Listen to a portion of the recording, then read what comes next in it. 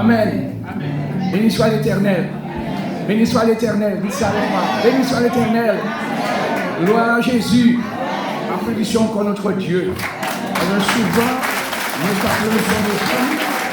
Mais s'il y a quelqu'un qui mérite d'être non seulement applaudi, mais loué, glorifié, levé, c'est Jésus. Que son nom soit béni. Alors, comme d'hab, ce n'était pas moi qui devais être là, mais le sera permis que ce soit moi qui sois là. Et bien que Dieu soit béni. Alors, je ne savais pas que ce serait moi, mais le Seigneur savait cela, donc il m'avait déjà donné quelque chose en réserve. C'est pourquoi je n'ai pas été surpris lorsqu'on m'a dit, mais c'est toi qui vas le faire. Que Dieu soit béni. Alléluia. Alors, nous avons un problème, n'est-ce pas? Enfin, la société a un problème, hein, parce que justement, il y a des évangélisations qui se passent, qui sillonnent la Martinique. C'est une bonne chose. Je suis content de ce que l'évangile est annoncé. Je demande à ce qu'on envoie ce verset sur l'écran. C'est Matthieu 24, verset 15. C'est une bénédiction de ce que l'évangile est annoncé. L'évangile, c'est la bonne nouvelle pour annoncer aux hommes qu'il y a un moyen de se sauver.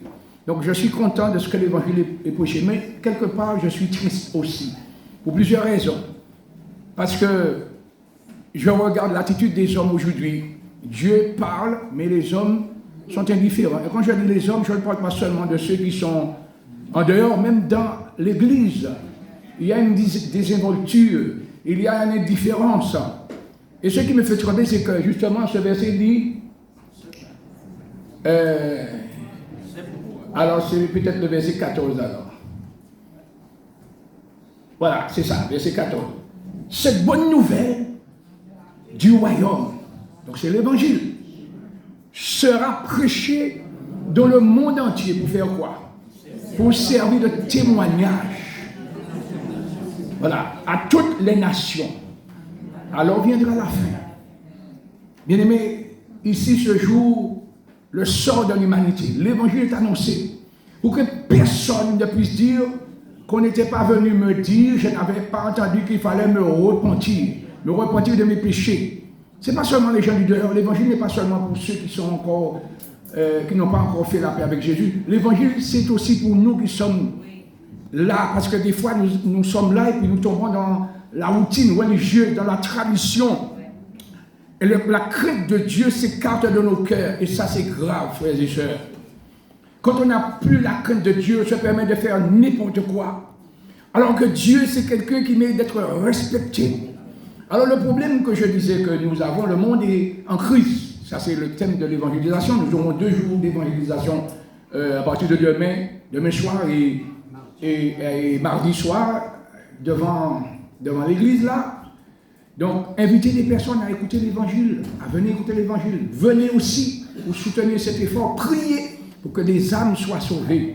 Parce que après que l'évangile sera prêché, viendra la fin, viendra le jugement. Et ce qui me fait trembler, c'est que on parle du jugement dernier, mais je parle des jugements qui vont tomber sur la Martinique. Ce n'est pas moi qui va vous apprendre comment ça se passe aujourd'hui dans le monde entier, mais surtout en Martinique. Le sang est versé presque toutes les semaines. Chaque semaine. Et le sang appelle le sang. Vous savez que lorsque Dieu a jugé l'Égypte par rapport à la méchanceté que Pharaon faisait à son peuple, le premier fléau qui est tombé sur l'Égypte, c'est l'eau qui a été changée en sang. Pourquoi? Parce que comme ils versaient du sang, Dieu leur a donné du sang à boire. Et vous croyez que c'est pour l'Égypte seulement? C'est répétitif dans l'Apocalypse. Il nous est dit, ce n'est pas le terme aujourd'hui, que la même chose va se reproduire. Voilà. Quand on verse le sang appelle le sang. Lorsque Dieu a donné à Noé, après le déluge, l'autorisation de manger de la viande, il a dit, vous ne mangez pas le sang, mais il a dit aussi, si un homme verse le sang d'un homme, son sang sera versé. Et ça va plus loin. Si un animal verse le sang d'un homme, son sang, le sang de l'homme sera redemandé à l'animal. C'est pourquoi quand on voit un chien méchant, par exemple, un animal méchant tue quelqu'un, qu'est-ce qui arrive à l'animal? On le tue aussi, bien aimé. Ça, c'est la loi. incontournable, c'est la loi. Et puisque les hommes ne veulent pas se repentir, puisque l'iniquité abonde de plus en plus, le jugement de Dieu va tomber. Ce n'est pas un seul jugement, hein. Il y a le dernier jugement, mais il y a plusieurs jugements qui vont tomber. Bon, je ferme la parenthèse. Le problème que nous avons, c'est l'amour. Nous sommes en crise d'amour. Tout le monde aspire à l'amour. Je dis, mais qu'est-ce que l'amour? L'amour, c'est un élan de cœur. Voilà, c'est une affection qu'on éprouve pour quelqu'un ou pour quelque chose. Tout le monde est à la recherche de l'amour. Ceux qui ont trouvé l'amour, bien souvent, ne sont pas satisfaits. D'autres cherchent l'amour et ne le trouvent pas. Pourquoi? La crise est là. Et l'amour, c'est une bonne chose. Je parle de l'amour dans son sens étymologique, hein? Le véritable amour. Voilà, c'est pas Eros, c'est pas Philéo, mais c'est Agapé, l'amour, le véritable amour. On est créé pour être aimé, pour aimer. Aujourd'hui, c'est la haine qui fait que beaucoup de personnes se massacrent, massacrent beaucoup d'autres personnes, s'entretuent. Pourquoi? Parce que l'amour n'est pas là. Et pourtant, tout le monde aspire à l'amour. Mais pourquoi cette crise fondamentale? C'est parce que la source même de l'amour est mise de côté. La Bible nous dit que Dieu est amour. Et si on ne veut pas de Dieu dans son cœur, dans sa vie, forcément, on ne va pas pouvoir avoir le véritable amour. C'est vrai, nous sommes des êtres créés pour être aimés, pour aimer, mais l'amour de l'homme est limité. Limité, c'est pourquoi nous voyons que des gens qui meurent d'amour, ou bien qui sont vraiment fous d'amour pour quelqu'un, puis quelques temps après, cet amour-là se change en vitriol, en haine.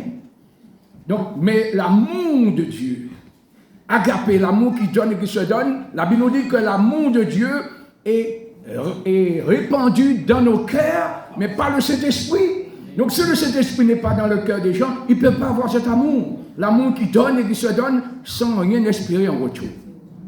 Et savez-vous qu'on va essayer de détailler tout ça, mais je voudrais parler de l'amour, mais surtout de l'adoration. Et le titre de cette méditation, c'est « Moi j'adore ». C'est un slogan moderne, hein? J'adore. Qui? Quoi? Qui adores-tu? C'est là la question. J'adore. Tout le monde parle d'adoration. J'adore. Alors, adorer veut dire quoi alors? Adorer signifie aimer plus que tout, avec passion. Voilà, le dictionnaire, j'ai vérifié un dictionnaire datant de 2022, 2002 plus précisément, 2002, donc ça fait 22 ans, je ne sais pas ce que les nouveaux dictionnaires disent, hein, à Larousse, hein, à propos d'adorer. Alors, ce dictionnaire dit qu'adorer, c'est rendre un culte à un Dieu, avec un D minuscule. Alors, je me pose la question, quel Dieu? Et culte, le mot culte veut dire hommage qu'on rend à une divinité. Mais quelle divinité? Voilà, c'est une personne, ça peut être une personne qu'on hommage, ça peut être aussi une chose qu'on vénère. Mais là, ça c'est la définition du dictionnaire, mais là nous allons nous tourner vers la Bible, la parole de Dieu, pour comprendre, essayer de comprendre que dit la Bible à propos d'adoration, de l'adoration. Ce mot qui est galvaudé, ce n'est pas par hasard, parce que vous savez que ce n'est pas seulement Dieu qui cherche des adorateurs, ou encore l'adoration. Le diable aussi cherche des adorateurs et il aime l'adoration. Vous savez pourquoi? Parce que c'était lui, avant qu'il ne devienne Satan, l'adversaire, c'était lui qui était chargé de conduire toutes les créatures de Dieu. À ce moment-là, c'était les anges de Dieu. Satan était chargé à amener toutes ces créatures à adorer Dieu. Mais comme il a voulu supplanter Dieu, et Dieu ne peut pas être supplanté, Dieu ne peut pas être détrôné. Pourquoi? Parce qu'il a voulu prendre la place de Dieu. Il n'a pas pu, mais il est devenu quand même, et c'est sorti de la bouche de Dieu, de Jésus plus précisément, il est devenu le Dieu de ce siècle, ou encore le prince de ce monde. Donc ce n'est pas par hasard qu'aujourd'hui ce mot-là est dénaturé.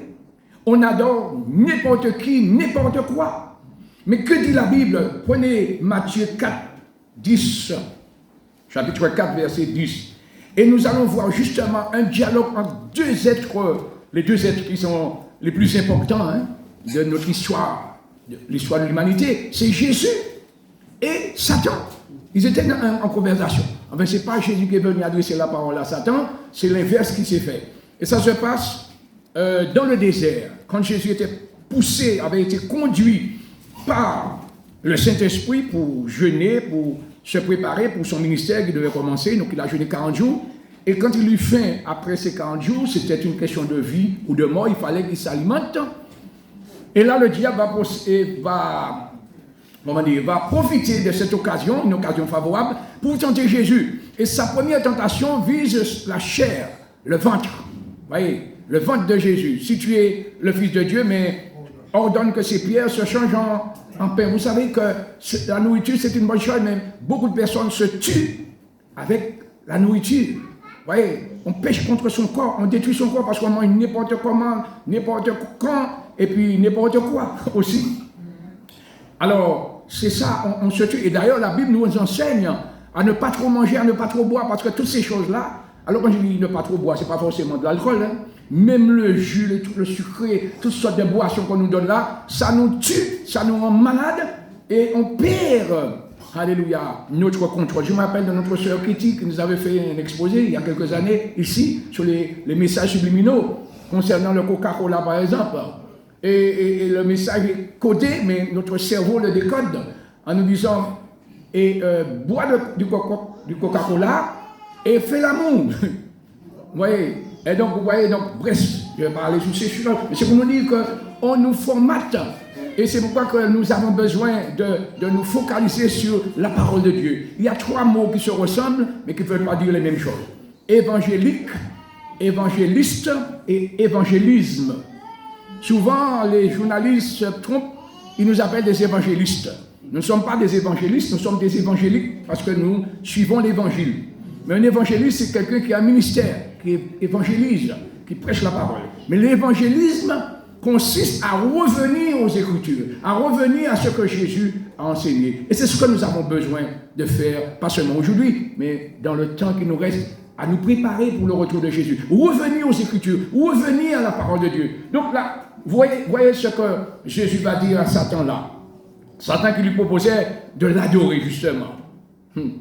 Et qu'est-ce que Jésus va dire à Satan? Retire-toi, Satan. Et tout de suite après, il dit, car il est écrit. Et la question doit se poser, et se pose naturellement, mais c'est écrit où? Pourquoi Jésus a dit, car il est écrit?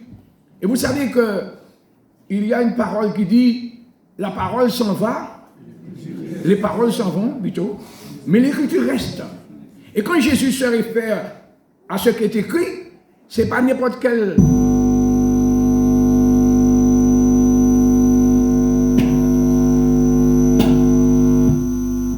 Voilà. Ce n'est pas n'importe quelle écriture.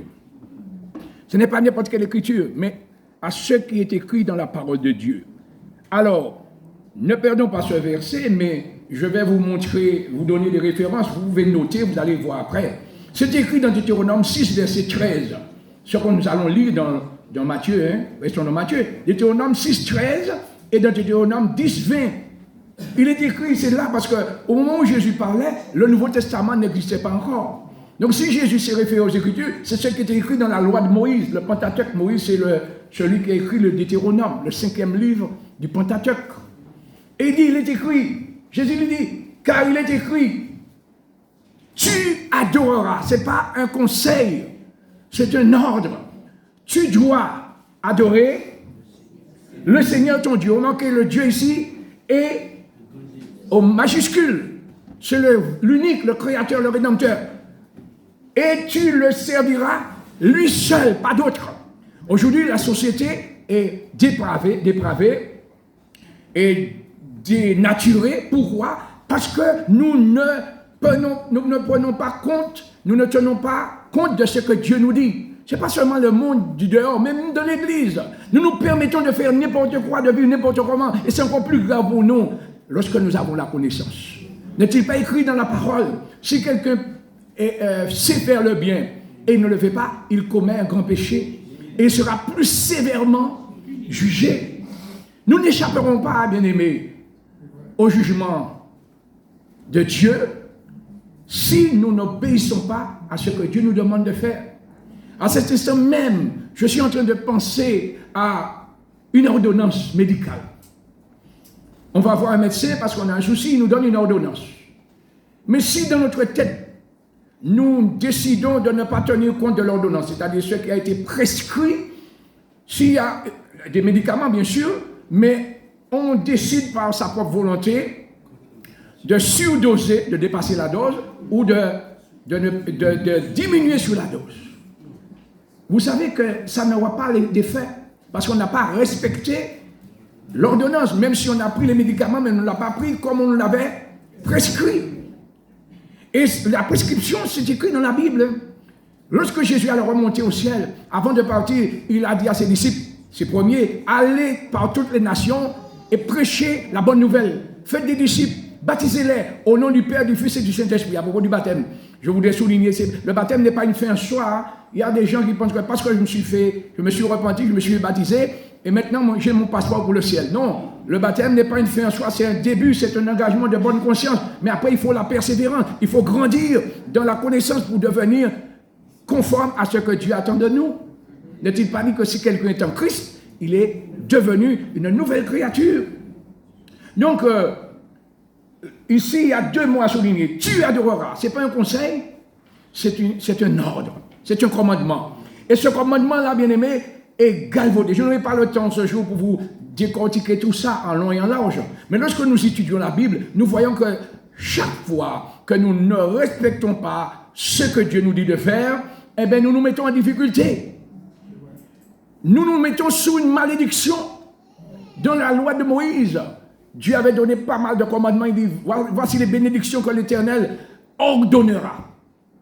À la bénédiction d'être avec toi, lorsque tu mettras en pratique tous ces commandements. Vous pouvez vérifier ça dans Deutéronome 28.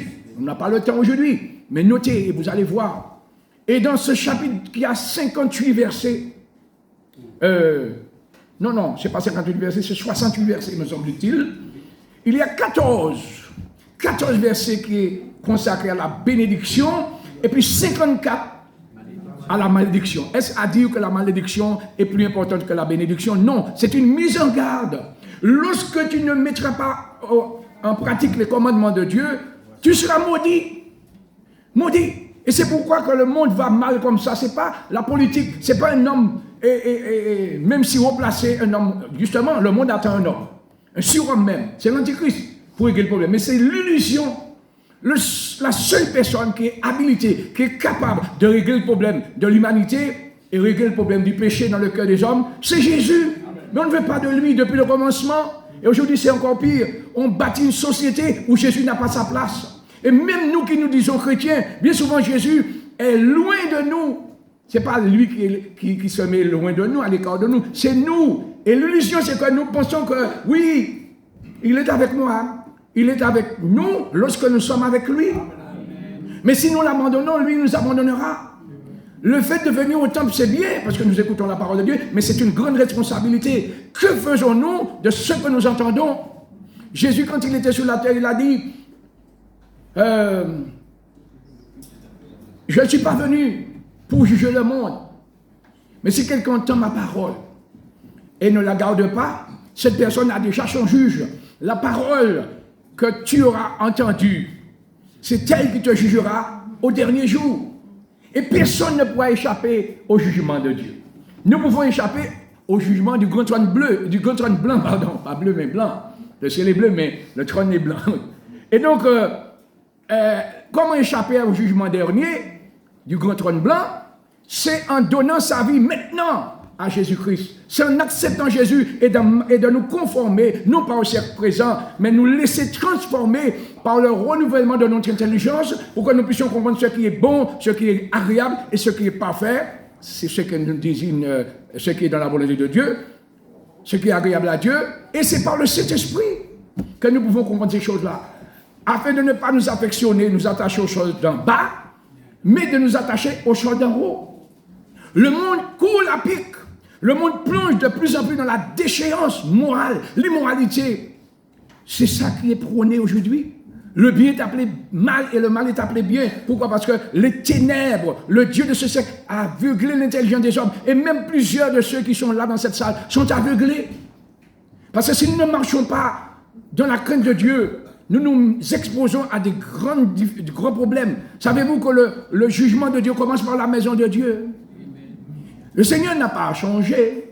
Pourquoi il y a tant de problèmes aujourd'hui dans nos vies, dans la société, dans les familles? C'est parce que les hommes se détournent des ordonnances du Seigneur. C'est pourquoi j'ai parlé du mot évangélisme, un retour radical aux Écritures. Vous voyez, Jésus, c'est le modèle parfait pour combattre Satan. Il a dit à Satan, retire-toi, mais il est écrit. C'est sur la base de ce qui est écrit que Jésus s'est appuyé pour dire à Satan, retire-toi, parce qu'il est écrit, c'est Dieu, le Dieu véritable qu'on doit adorer. Satan a trompé l'intelligence des hommes et même des croyants tombent dans le piège. Je dis, prenez garde à ce mot-là, adorer. On ne peut pas mettre ça dans tous les sauces, comme on dit, toutes les sauces. Le Seigneur dit, c'est Dieu seul qu'on doit adorer. Et puis un autre mot qui va après, le servir. Le servir. Je continue, mes bien-aimés. Alléluia. La femme samaritaine. C'est une personne que Jésus avait rencontrée près du puits de Jacob. Une femme samaritaine. On trouve ça dans Jean 4, verset 23. Et lors de leur conversation, on peut afficher Jean 4, verset 23. Jean 4, verset 23. Jésus, dans sa conversation avec cette femme près du puits de Jacob, dit à cette femme que Dieu cherche quoi? Des vrais adorateurs. Des vrais adorateurs. Ça sous-entend qu'il y a beaucoup d'adorateurs, mais il y a parmi les adorateurs, il y a des vrais, et puis il y a aussi des faux. Et quels sont les faux? Ceux qui adorent la créature au lieu du créateur, ou bien encore la création au lieu du créateur. C'est dit dans évangile de Jean, il dit Jean 4, verset 23. Jean 4, 23. Évangile, c'est pas un Jean. Alors,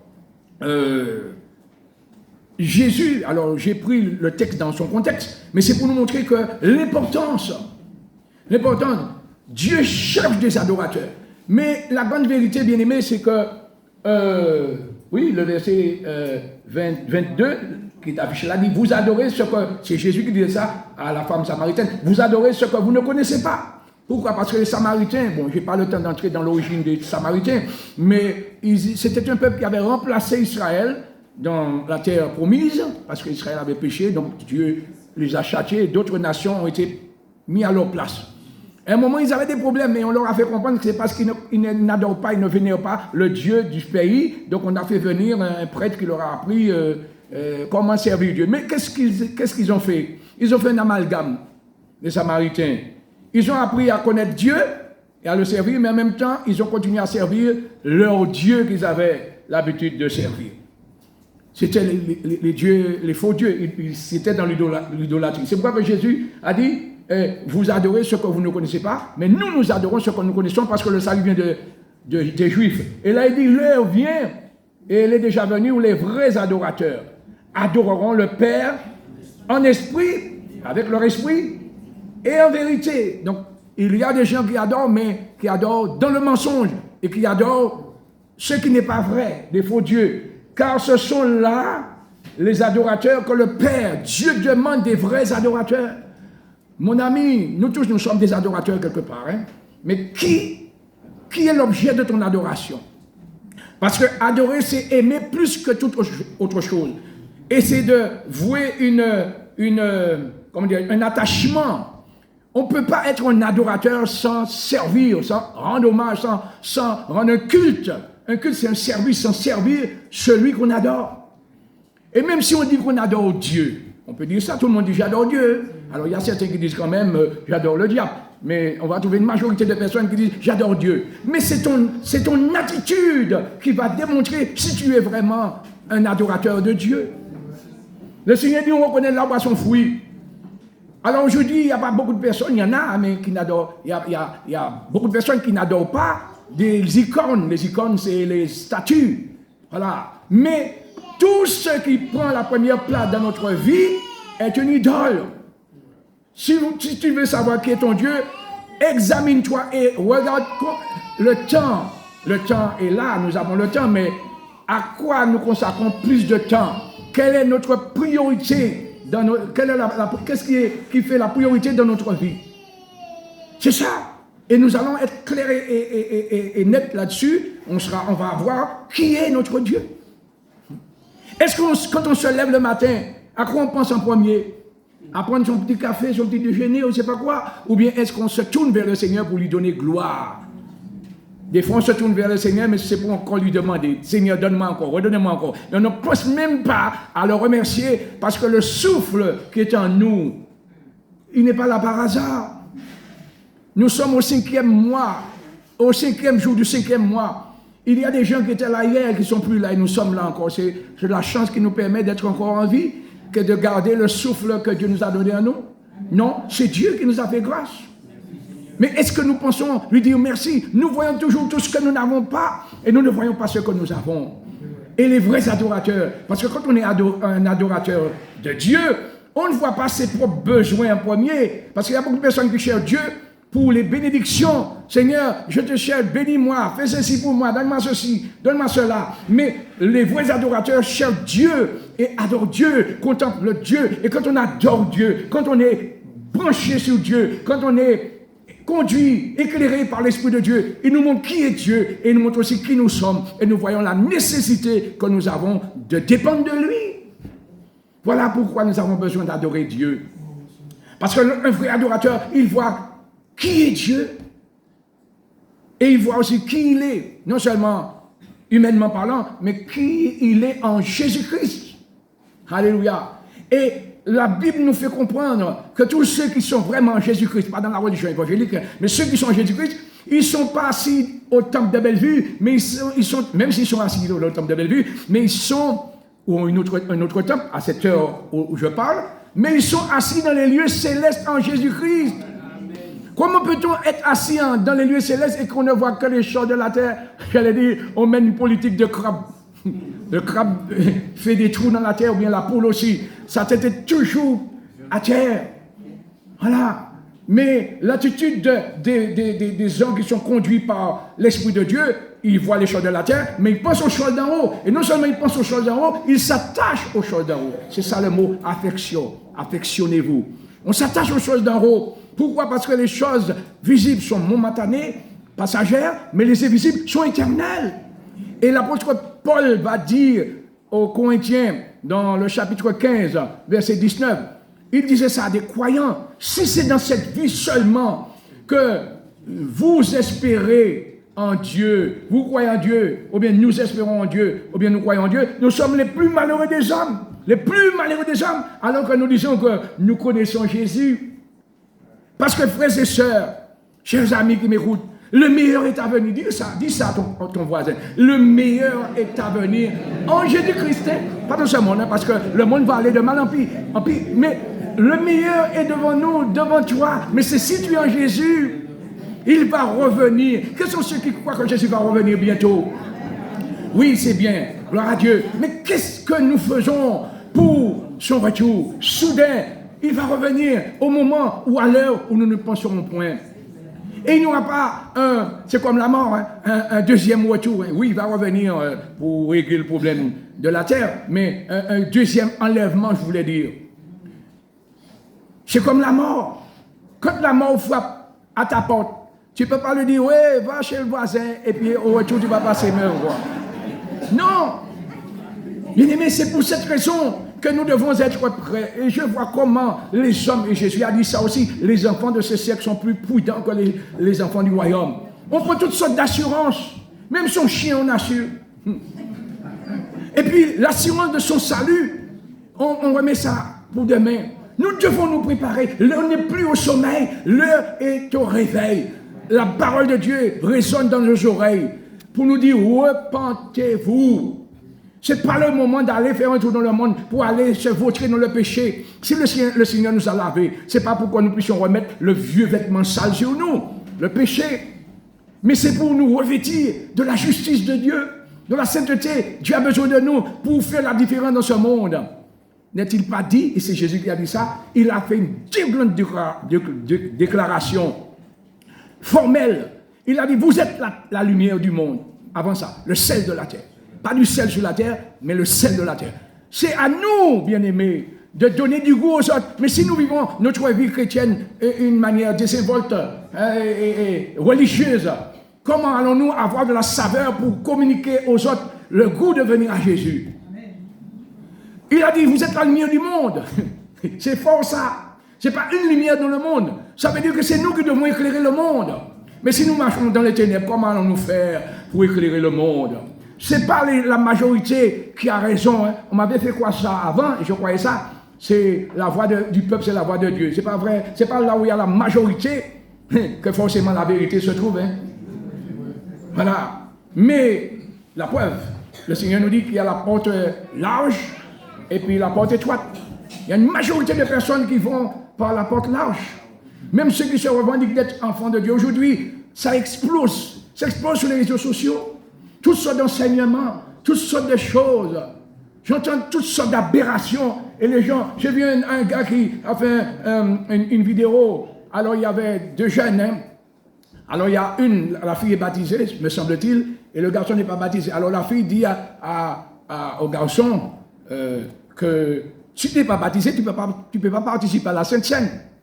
Et cet homme de dire, mais où est-ce que c'est écrit qu'il faut être baptisé pour participer à la Sainte Seine? Et il y a même des pasteurs qui prêchent ça, hein, qui prêchent que bon, la Sainte Seine c'est pour tout le monde, parce que c'est... Alors que Jésus a fait la Sainte Seine avec ses disciples. Et Judas qui était parmi ses disciples, mais qui n'était pas, son cœur n'était pas droit. Lorsqu'il a pris le morceau, Satan est entré en lui. Parce que ce n'est pas n'importe quoi. Hein.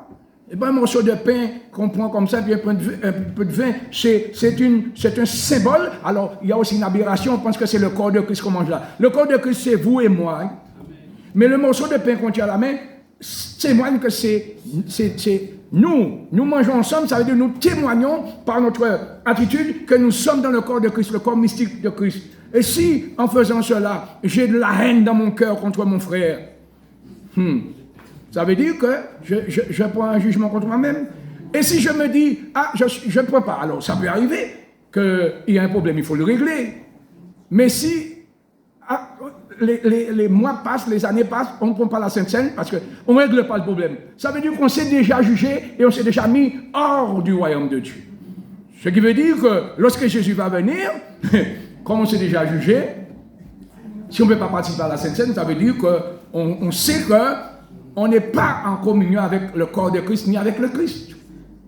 Et le vin que nous prenons là, ce n'est pas le sang de Christ. Le sang de Christ, c'est un symbole qui est là. Voilà. Mais lorsque nous le faisons en mémoire de Christ. Nous commémorons sa mort et sa résurrection, mais nous témoignons par là même que nous sommes en communion avec Jésus et nous sommes en communion les uns avec les autres. C'est pourquoi que le royaume de Dieu est bâti aussi sur l'amour, bien-aimé. L'amour. Et nous continuons puisque l'heure ne va pas m'attendre. Donc je disais que Jésus dit, il a révélé cela à la femme samaritaine, que Dieu cherche des vrais adorateurs. Posons-nous la question, mais de quel côté nous sommes, de quel côté je suis? Suis-je un vrai adorateur ou bien suis-je un faux adorateur? Ce n'est pas le fait de dire, Seigneur, je t'aime, je t'adore, je t'adore, je t'adore. Dalida disait paroles et paroles et paroles. Nous savons que beaucoup de paroles, baratinage, on dit, ça ne nous amène pas bien loin. Dieu veut, et David avait compris ça dans un moment crucial de sa vie, lorsqu'il avait commis l'adultère. Il était malheureux, très très très malheureux. Mais il ne pouvait pas s'en sortir, il s'était enfoncé. Et quand on est pris dans un piège, on ne sort pas là comme ça. Mais Dieu qui a vu le cœur de David, eh bien qu'est-ce qu'il a fait? Il lui a envoyé le prophète Nathan. Et Nathan a exhorté David. Mais David n'a pas cherché des excuses pour son péché. Il n'a pas fait comme Saül en disant, ouais, c'est pas moi, mais c'est ceci et cela. Il a dit, j'ai péché et j'ai fait ce qui est mal. Et le Seigneur va dire par Samuel à David, l'Éternel pardonne ton péché. Il avait déjà dit, l'homme qui a commis ces choses-là mérite la mort. Mais quand il a dit, j'ai péché et j'ai fait ce qui est mal aux yeux de l'Éternel, Samuel lui dit de la part de l'Éternel, l'Éternel pardonne ton péché et tu ne mourras pas. Et il va écrire le psaume 51 que la plupart d'entre nous connaissent. Si vous ne le connaissez pas, lisez-le. Et dans, je ne sais pas si c'est le verset 9, il dit, je suis né dans l'iniquité et ma mère m'a conçu dans le péché. Personne n'y échappe. C'est un héritage, c'est transmissible, c'est génétiquement transmissible, le péché.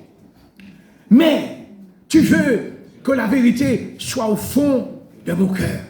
Dieu veut que nous soyons dans la vérité. Pourquoi? Parce que Dieu, c'est la vérité. Jésus dit, je suis la vérité. Pas une vérité relative. Il y a des gens qui ont leur vérité, ça c'est ma vérité à moi. Mais Jésus dit, je suis la vérité. Et quand il disait Amen, c'est pas comme moi, quand je dis Amen, j'attends que vous dites Amen. Êtes-vous d'accord? Mais Jésus, quand il disait Amen, c'est ainsi soit-il. Que tu sois d'accord ou pas, c'est ça. Amen. Alléluia. Gloire à Dieu. Alors, jusque-là, vous me suivez? Les vrais adorateurs, qu'est-ce qu'ils font? Nous pouvions être D'ailleurs, nous étions des faux adorateurs. Mais aujourd'hui, nous devons être des vrais adorateurs. Alors, on voit ce texte sur l'écran, 1 Thessaloniciens 1er, versets 9 et 10. Et nous allons voir, c'est par Jésus, c'est l'apôtre Paul, qui, parlant aux Thessaloniciens, le temps que le texte est déjà affiché, non, pas encore, 1 Thessaloniciens, pas un Corinthien, 1 Thessaloniciens. Alors, je vous dis ceci, les Thessaloniciens, c'était des adorateurs d'idoles, c'était des hommes qui étaient vraiment, qui adoraient mais des faux dieux. Mais lorsque Paul est venu avec l'évangile de la vérité, l'évangile de Jésus-Christ, il n'est pas resté longtemps chez eux. Il est resté 3 semaines seulement. Il a prêché l'évangile. Et un grand nombre de personnes se sont tournées vers Dieu lorsqu'ils ont entendu la prédication de Paul. Paul n'était pas tout seul, il y avait aussi Timothée avec lui. Et ces hommes-là, qu'est-ce qu'ils ont fait? Ils ont abandonné les idoles, leurs faux dieux, pour adorer le vrai Dieu. Et laissez-moi vous dire, après 3 semaines, donc, des gens qui ont accepté Jésus et qui ont 3 semaines de conversion, ce sont des bébés spirituels. Une grande persécution, tribulation même, a éclaté contre Paul. On cherchait à tout prix, ça c'était la riposte du diable. Hein. Le diable ne reste pas là pour laisser les gens écouter la parole. Hein. J'ai vu tout ce qui se passait dans les évangélisations dernièrement. Au moment où le message devient important, c'est là, comme par hasard, l'électricité est coupée, ou bien c'est pas, le micro ne fonctionne plus. C'est pourquoi les gens n'entendent pas, ou bien on met un rival, met une musique pour faire diversion, etc. C'est le diable qui est derrière ça, et c'est la même chose qui arrive quand nous venons à l'église. Un truc vient au moment où la parole va être importante, eh bien c'est à ce moment-là que notre regard est détourné ailleurs. C'est le diable qui est derrière ça. Vous voyez, c'est nous tous seuls qui montons à l'église. Il monte aussi, le diable, pour créer la confusion. Et la Bible nous dit qu'il nous attend. S'il n'est pas dans la salle, il nous attend dehors pour enlever ce que nous avons entendu, pour que nous puissions continuer notre bonhomme de chemin sans nous repentir, sans nous convertir, jusqu'au jour où il sera définitivement trop tard. Trop tard. Alors, bien-aimés, à bon entendeur, salut, dit le dicton. Ici, il est dit, on raconte, Paul n'était plus avec eux parce que la tribulation était partie, avait déclenché contre Paul, il était parti pour sauver sa vie, mais il a écrit les lettres et ne pouvant pas retourner, il a envoyé Timothée. Et Timothée, parce que Paul était inquiet, disait, mais 3 semaines d'intense activité pour prêcher l'évangile, pour encadrer les âmes, et puis maintenant, tout est balayé, il semble-t-il. Mais quand Timothée est allé, Timothée est revenu pour dire à Paul, mais ces personnes-là, ils tiennent bon. Parce que Paul ne leur avait pas prêché l'évangile à l'eau de rose.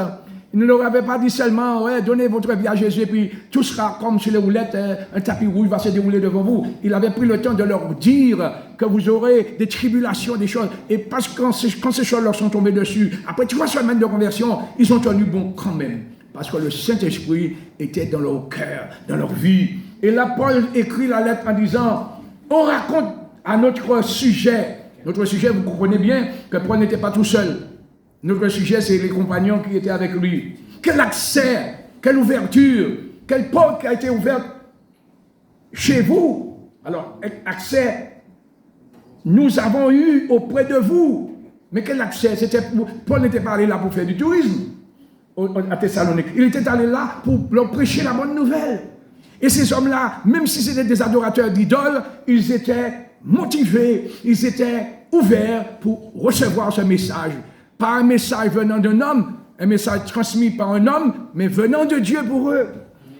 Et quelle Et comment vous vous êtes, vous remarquez ça bien, converti à Dieu. La conversion, c'est se tourner vers Dieu. Il y a des gens qui disent, je me suis converti à la religion. Même si cette religion s'appelle évangélique, ça ne change rien. Le Seigneur ne nous appelle pas à une religion, mais à une relation. La conversion, c'est une transformation, un changement. Alléluia. Vous voyez le meuble là qui est devant moi, qu'on appelle la chair. Eh bien, à l'origine, c'était un arbre, peut-être plusieurs même. On a fait des planches, et ces planches, on les a converties en chair, un meuble. Et jamais ces planches-là ne redeviendront un arbre. Lorsqu'il y a une réelle conversion, jamais on ne va pas retourner dans ce qu'on a vomi. Parce que le Saint-Esprit habite en nous et nous donne une autre vision, une vision plus large. Vous n'avez qu'à prendre référence sur Paul. Hein. Paul croyait qu'il était un homme qui vivait, mais il vivotait, il ne savait pas. C'est quand ses yeux ont été ouverts. Mais pour que ses yeux puissent être ouverts, il a fallu que le Seigneur le rende aveugle physiquement pendant 3 jours. Et pendant ces 3 jours, parce qu'il ne voyait pas, il s'est mis à prier. Vous savez, c'est ça le problème aujourd'hui. Dieu nous parle, on n'entend pas. Alors, comme Dieu nous aime, il permet que malheur nous tombe dessus. Et c'est à ce moment-là qu'on commence à chercher Dieu. Mais si nous avait pris l'initiative, on avait laissé la sagesse de Dieu pénétrer notre cœur et que nous avions cherché Dieu avant de tomber dans le malheur, nous nous aurions évité beaucoup de dégâts, beaucoup de problèmes. Parce que s'il y a quelqu'un qui nous aime, c'est Dieu. Et le problème aussi qui existe aujourd'hui dans cette société, c'est qu'il y a beaucoup de personnes qui cherchent Dieu quand ça ne va pas. Quand ça va mal, et dès que le Seigneur leur a fait grâce, parce que Dieu est amour, il fait grâce à tout le monde, hein. Quand il fait lever son soleil, ou bien s'appuyer pour les bons comme pour les méchants. Mais dès que la chose s'améliore, et il y a une amélioration, un changement, on dit oui, Dieu m'a béni, Dieu m'a guéri, et puis on repart. Mais que servirait-il à un homme, dit Jésus, de gagner le monde entier? Tu as une guérison, d'accord, mais tu perds ton âme si tu ne restes pas attaché au Seigneur. Tu perds ton âme, et le diable, il sait que ton âme a plus de valeur que la santé physique qu'on a. C'est bien d'être en bonne santé, c'est bien d'avoir des biens matériels, mais toutes ces choses-là, on va devoir quitter ça bientôt, et peut-être plus vite que nous ne le pensions. Mais celui qui garde la parole de Dieu, celui qui a compris vraiment qui est Jésus, ce n'est pas une religion, c'est une relation. Peu importe, je ne vais pas vous dire, puisque ce n'est pas la vérité non plus, que tout est facile quand on marche avec Jésus. Mais ça vaut la peine. Ça vaut la peine. Si nos yeux sont fixés sur les choses d'en haut, les difficultés ne vont pas nous écarter de Dieu. Ils vont nous pousser davantage vers Dieu, comme Job. Comme Job. Et vous savez que Job a eu intérêt de persister, d'insister, de rester attaché au Seigneur, puisque Dieu l'a béni doublement. Je ne parle même pas de ces bénédictions matérielles qu'il a eues en double, mais les grandes bénédictions spirituelles qu'il a eues. Alléluia. Alors, supportez-moi, je vais continuer pour finir. Comment vous êtes convertis à Dieu? À Dieu, converti à Dieu, c'est ça. Dieu appelle vous et moi, nous tous, et nous devons aller dire aux autres, il faut se convertir. Alors, j'allais dire convertir parce que c'est 2 mots qui marchent de pair. Repentance, c'est reconnaître sa vie de péché. Ouais, je suis là, ça fait un moment que je suis à l'évangile, mais je ne marche pas selon la parole de Dieu. J'ai un vice dans ma vie, j'ai un problème. Crie à Dieu, demande à Dieu de te changer parce que c'est impératif. Jésus revient chercher une église irrépréhensible. C'est vrai que par nous-mêmes, jamais nous allons atteindre ce niveau-là. Ce n'est pas à cause de avec nos propres moyens que nous allons devenir parfaits aux yeux du Seigneur. Impossible. Mais il ne peut pas, c'est lui qui nous rend saint, pur, irrépréhensible, mais il ne peut rien faire si nous ne lui donnons pas notre adhésion. Voilà, Dieu cherche notre volonté.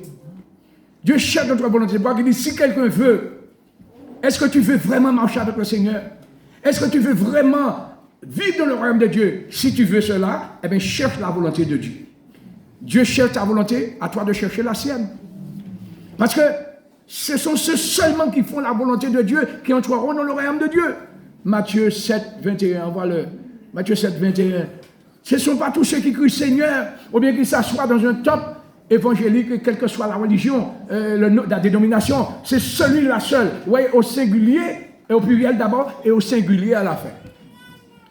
Ceux, c'est au pluriel, qui me disent Seigneur, Seigneur, n'entreront pas tous dans le royaume des cieux. Et si je posais la question, qui veut entrer dans le royaume de Dieu? À l'unanimité, j'imagine que tout le monde lui dira, je veux entrer dans le royaume de Dieu. Les cieux, C'est l'expression de Matthieu. Mais celui-là seul, vous voyez, le pluriel est devenu singulier.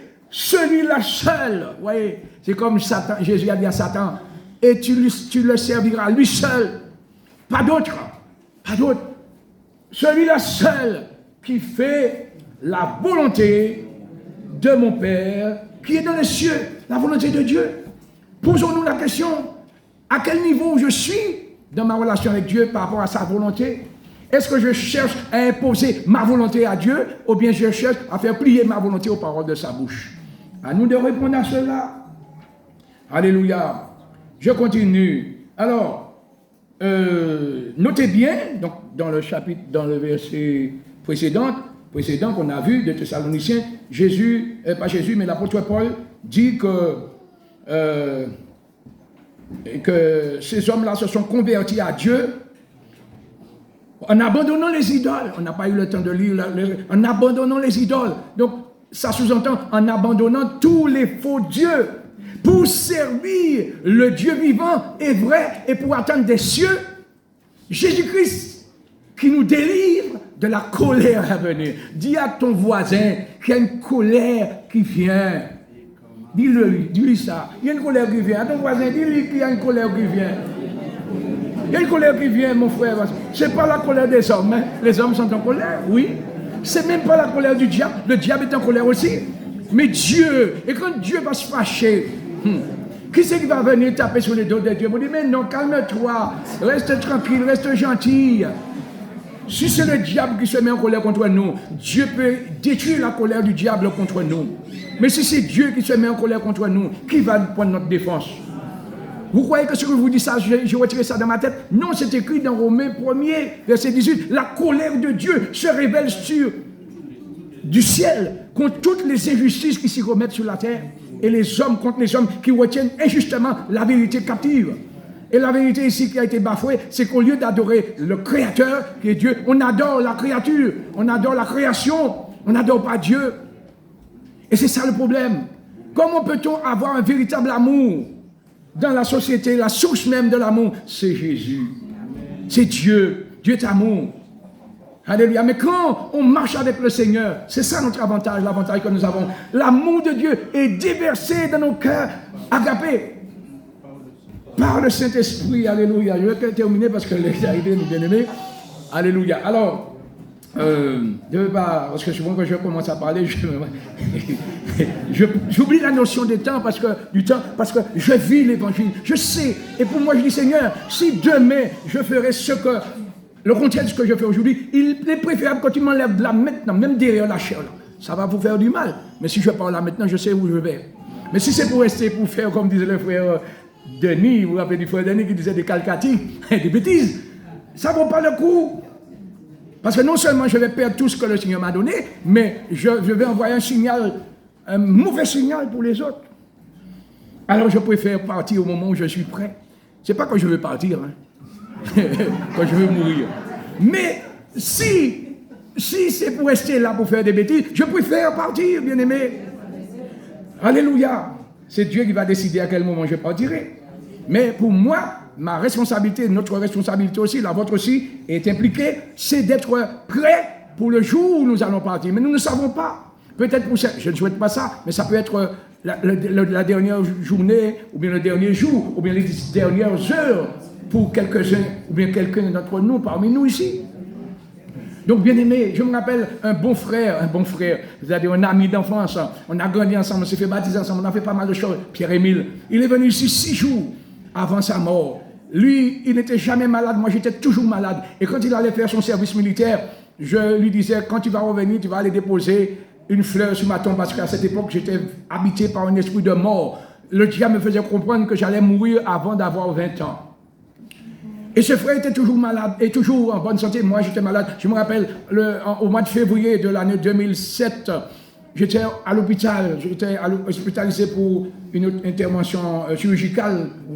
On m'a opéré des hémorroïdes. Mais il est venu me voir. Et là, il était en bonne santé. Et puis, par la suite, parce que ça faisait un moment qu'on ne s'était pas vu, puisqu'il était affecté sur l'église de Casse-Pilote. On a commencé le ministère au même moment aussi.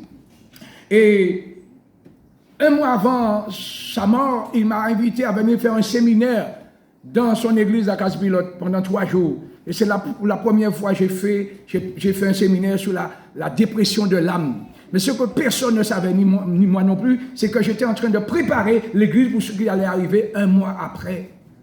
Et il est venu 6 jours après, parce que après que je sois monté à Casse-Pilote, je faisais une évangélisation ici, 2 jours d'évangélisation, je ne sais pas si mes frères se rappellent de ça. Je l'ai invité à participer, à prêcher l'évangile. Il a prêché l'évangile ici. Et il disait, donnez votre vie à Jésus, parce que vous ne savez pas si vous n'allez pas partir. Il y a quelqu'un qui s'est avancé, et 2 jours après, la personne est décédée. Mais lui, 6 jours après, il est mort. Pas par la maladie, hein. Il faisait son travail, il était artisan, il a recouvert la maison de sa belle-mère, il a fini tout, il est descendu manger, il est remonté sur le toit après pour vérifier si tout allait bien, et puis il est tombé sur la tête, il est mort. 6 jours après qu'il prêchait ici, c'est pour vous dire, mais il est parti avec le Seigneur, ça je suis convaincu, parce que le Seigneur me l'a révélé. Mais nous ne savons pas. Voilà, celui qui tombe malade, il sait qu'il va mourir parce qu'il voit que sa santé décline. Mais à n'importe quel moment, notre cœur peut s'arrêter. Laissez-moi vous dire qu'il y a un verset dans la parole de Dieu. C'est dans le livre d'Ecclésiaste qui dit, là où un arbre, non, il dit, si un arbre tombe vers le midi c'est le sud, ou vers le nord, là où il est tombé, c'est là qu'il va rester. Ça sous-entend que la condition dans laquelle que la mort va nous trouver au moment où elle va nous visiter, c'est dans cette condition que nous allons rester pour entrer dans l'éternité avec Dieu. N'écoutez pas ces bombards, comment on appelle ça, les fables conçues par les hommes, qui nous disent, après la mort, les vivants peuvent aider les morts. On va prier pour le repos de leur âme. C'est une aberration, c'est un mensonge. C'est maintenant que nous devons prendre une décision pour marcher avec le Seigneur radicalement, adorer. Donc, alors voilà, adorer Dieu, le servir. Alors, Hébreux 1er, versets 6 et 14, je vais vers la fin. Hébreux 6, verset 14, bien aimé. Hébreux 6, 14 nous dit quelque chose de très important. Vous savez, parmi les vrais adorateurs, il n'y a pas que des hommes, il y a des anges. Je ne parle pas des anges déchus. Hein. Les anges déchus, les démons, ils adorent Satan. Mais c'est un tiers d'anges qui ont suivi Satan, qui adorent Satan. Mais une majorité, on parle de myriades. Et une myriade, c'est à peu près 200 millions. Mais myriades et des myriades, alors c'est inchiffrable. La quantité d'anges qui adorent Dieu. Les anges adorent Dieu. Il dit, non, c'est Hébreux 1er. Hein? Hébreux 1er, verset 14. Alors, dans ce chapitre, il nous dit, ne sont-ils pas, parlant des anges, ne sont-ils pas tous des esprits, les anges, hein, au service de Dieu? C'est ce mot-là que je veux souligner. Plus haut, il est dit que les anges adorent Dieu, dans ce chapitre. Mais ici, non seulement ils adorent Dieu, mais ils servent Dieu, les anges de Dieu. Envoyés pour exercer un ministère en faveur de ceux qui doivent hériter le salut. Ceux qui doivent hériter le salut, c'est vous et moi. Les anges travaillent pour que nous soyons sauvés. Mais la grande nouvelle que j'ai pour vous, mon ami, frère et soeur, mon frère et ma soeur, c'est que l'évangile n'est pas destiné aux anges. La grâce de Dieu, ce n'est pas pour les anges, c'est pour les hommes. Et lorsque nous recevons la grâce de Dieu et que nous laissons la grâce de Dieu nous transformer, alors nous envoyons des signaux forts au monde spirituel, au monde des anges. Ils apprennent beaucoup de choses concernant la grâce, l'amour de Dieu par l'Église que nous sommes. Vous voyez la nécessité de pouvoir marcher conformément avec le Seigneur. Lorsque nous péchons, nous faisons n'importe quoi. Nous attristons non seulement Dieu et le Saint-Esprit, mais tous les anges qui devaient se réjouir, glorifier Dieu, adorer Dieu par rapport à notre attitude, nous leur envoyons un signal de défaite. Heureusement qu'il y a encore une possibilité de se repentir. Voyez, les anges adorent Dieu. Adorer est plus qu'une expression. Pourquoi je dis ça? Parce que j'adore, c'est l'expression, hein? J'adore. J'adore qui? Quoi? Qui est celui que tu adores? J'adore. Mais nous avons déjà vu, adorer c'est plus qu'une expression, c'est une attitude. Et une attitude c'est un comportement, c'est une ligne de conduite, c'est une manière de vivre. Les vrais adorateurs, c'est pas seulement quand je suis dans l'église, j'adore Jésus avec mes louanges, mes cantiques, et puis une fois hors de l'église, c'est ce qu'on nous a appris, point de salut. C'est pas ça, hein? Partout où je suis, qui est musique, qui n'est pas musique, je suis un adorateur. Parce que c'est en esprit, c'est dans mon esprit que je veux adorer Dieu. Quand je regarde la nature, quand je suis dans la mer, et que ce soit dans la forêt, tout ça, je dois adorer mon Dieu. Parce que ça me montre, ça me parle de son amour pour moi. Ces choses-là ne sont pas venues là par hasard. C'est lui qui les a créées, mais qui c'est qui en bénéficie? C'est vous et moi. Et bien souvent, nous vivons à passer une belle journée. On regarde la mer, ou bien la rivière, ou bien en bas forêt, mais on peut dire, Seigneur, merci d'avoir mis cela pour moi. Là pour moi. Je te loue parce que ça me parle non seulement de ta grandeur, mais encore de ton amour pour moi. Alléluia. Bien aimé, donne-moi quelques minutes et je finis. Alléluia. Pour conclure. Quelques minutes. Alléluia. C'est une attitude qui nous pousse à l'action. À l'action. Il y a 2 références et j'aurai fini. Voilà. Ce n'est pas une expression, c'est une attitude qui nous pousse à l'action. 1 Jean 4, 20 et 21. Nous allons voir ce que ça nous dit. 1 Jean 4. Voilà. 20. Si quelqu'un, oui, ça c'est au singulier, ce quelqu'un, c'est à toi, c'est à moi de mettre notre prénom. Si José dit, j'aime Dieu, et qu'il haït son frère, c'est tout comme même. C'est un menteur. C'est un menteur. Car celui qui n'aime pas son frère qu'il voit, comment peut-il aimer Dieu qu'il ne voit pas? À bon entendeur, salut. Tout est fait aujourd'hui pour nous diviser. Oui, ce n'est pas parce que nous sommes frères et sœurs en Christ que nous ne pouvons pas avoir des différends, mais l'amour, c'est la base du royaume des cieux. Nous devons nous pardonner, nous devons nous aimer. Et si nous n'avons pas la force de nous aimer, demandons au Seigneur, Seigneur, j'ai un problème, mais donne-moi à aimer mon frère, donne-moi à aimer ma soeur. Je vais vous donner un secret, mon secret à moi. Il nous arrive, par moments, malgré nous, de nous offenser, de nous faire du mal. Mais quand quelqu'un nous a fait du mal, c'est ce qui reste dans notre tête et nous ressassons cela. Ah, il m'a fait ça, il m'a fait ça. Mais moi, je me dis, mais même s'il m'a fait ce que j'allais appeler une crasse, mais ce n'est pas ça seulement qu'il m'a déjà fait. Pourquoi je ne mémorise pas et je ne repasse pas dans mon esprit tous les biens que j'ai reçus de mon frère et de ma soeur? Pourquoi me focaliser seulement sur le problème? Et c'est quand je vois tout ce qu'il a fait pour moi, et puis je dis, ben voilà, je passe sur ça.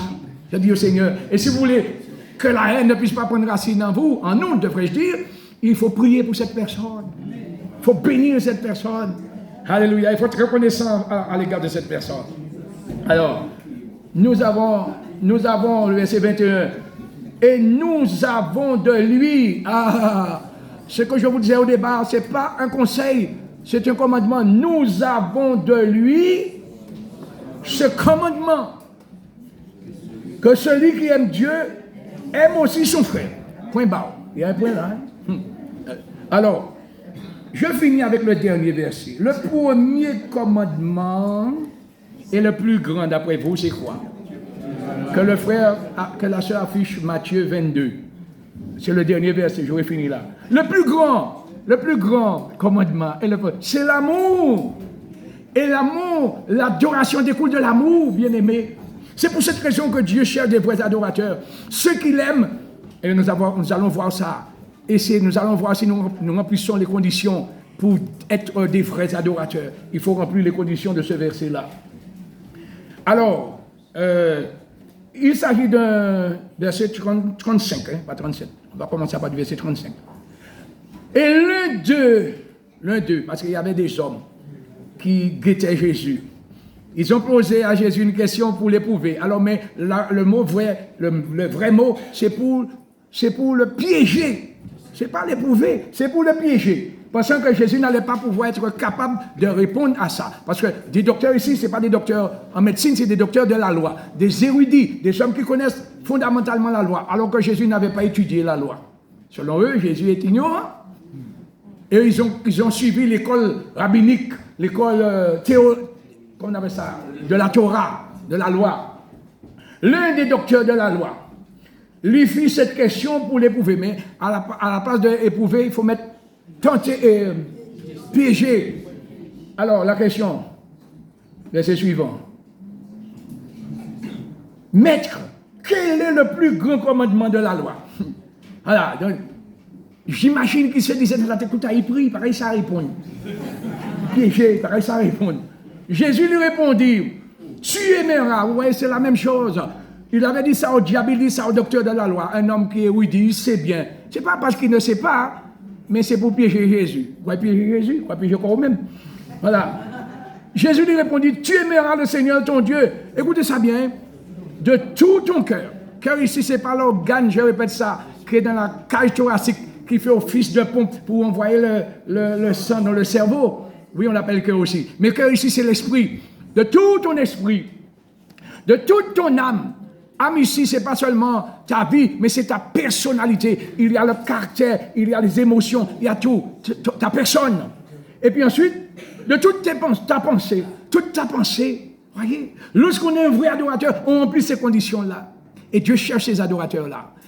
Quel soit là où tu es, tu penses à Dieu. Quand le diable vient te tenter pour te faire tomber dans son piège, parce que tu aimes Dieu, eh bien, tu penses tout de suite à ce que Dieu attend de toi. Et le Saint-Esprit vient te donner une référence, une parole que tu avais déjà lue, puisque tu aimes le Seigneur. Donc, tu te familiarises avec sa parole.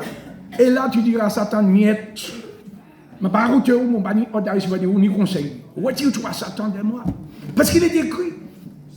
Et c'est ça les vrais adorateurs. Que Dieu nous bénisse. Que Dieu nous fasse grâce. Merci de m'avoir supporté. Ça vous a fait rigoler quand j'ai dit, bon, donnez-moi quelques minutes, parce qu'il dit, ouais, il a dit ça et puis il a continué. Mais il fallait que je termine ce que j'avais commencé avec vous. Et que le Seigneur nous aide. Nous allons prier, bien-aimés. Nous allons prier pour que le Seigneur nous aide. Je ne vous ai pas envoyé des flèches, parce que je suis le premier concerné. Mais il nous faut prendre conscience que l'heure est venue où nous devons changer d'attitude. Nous devons vraiment nous préparer parce que l'Église va décoller, mais pour que l'Église décolle, il faut qu'elle remplisse les conditions. Et quand l'Église va décoller, ceux qui vont rester à terre, bonjour les dégâts, oh là les catastrophes, que Dieu nous aide. Notre Dieu, notre Père, nous te remercions, nous te rendons grâce, moi particulièrement, de ce que tu m'as donné la force de libérer ce message. Seigneur, merci pour chacun de nous, ceux qui ont pris le temps d'écouter. Mais aide-nous à ne pas être des auditeurs oublieux. Aide-nous à nous laisser sensibiliser par ton Saint-Esprit, parce que tu nous parles tantôt d'une manière, tantôt d'une autre, et à plusieurs reprises. Tu nous parles par beaucoup de personnes, des prophètes, des prédicateurs, etc. Mais malheureusement, tu nous dis, nous ne prenons point garde. Alors aide-nous à changer d'attitude à cet égard, pour que nous puissions prendre garde à ce que tu nous dis, à l'instar de Marie. Alléluia, qui repassait et qui gardait dans son cœur, et repassait continuellement tout ce qu'elle avait entendu. Et c'est là que 33 ans plus tard, elle a pu tenir et faire face à ce qui allait arriver, parce qu'elle n'avait pas oublié ce que tu lui avais déjà dit. Alors aide-nous à prendre des exemples sur ceux qui gardent ta parole, qui méditent ta parole et qui se laissent imprégner de ta parole, pour que nos progrès soient évidents. Et pour que vraiment nous puissions jouer le rôle que tu veux que nous jouions, à savoir être sel de la terre et lumière du monde pour la gloire de ton nom Père, au nom de Jésus.